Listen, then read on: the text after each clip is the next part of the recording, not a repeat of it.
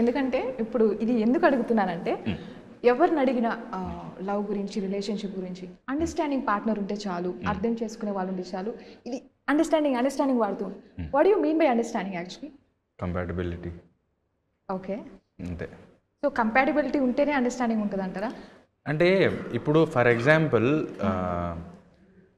నేను ఒక విషయం, ఒక సంఘటన జరిగింది, అది ఎదుటి వ్యక్తి కన్వే చేసినప్పుడు నేను చేశానా చేయలేదా అనేది కూడా ఎదుటి వ్యక్తి నమ్మగలిగారు అనుకోండి, మీరు చేసి ఉంటాడు అని అనిపిస్తే, నేను ఎలాంటి వాడినో తెలిస్తే కదా నేను చేశానో లేదో తెలుస్తుంది. ఆ ట్రస్ట్ మీరు బిల్డ్ చేసి ఉండాలి. ట్రస్ట్ అనొచ్చు.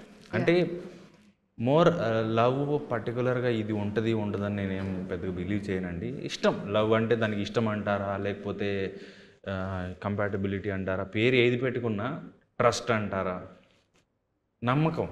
నమ్మకం మీదే ఏదైనా డిపెండ్ అవుతుంది. అండ్ నమ్మినప్పుడే ఈ కంపాటబిలిటీ కూడా యాడ్ అవుతుంది. ట్రూ.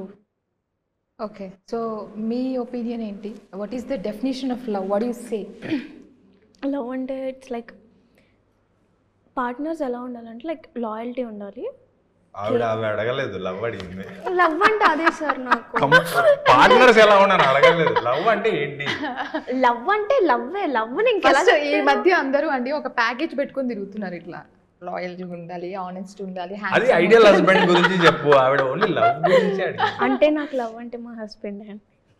బాగాలేదండి. ఏం చెప్పిందండి? లవ్ అంటే వాళ్ళ హస్బెండే అంట.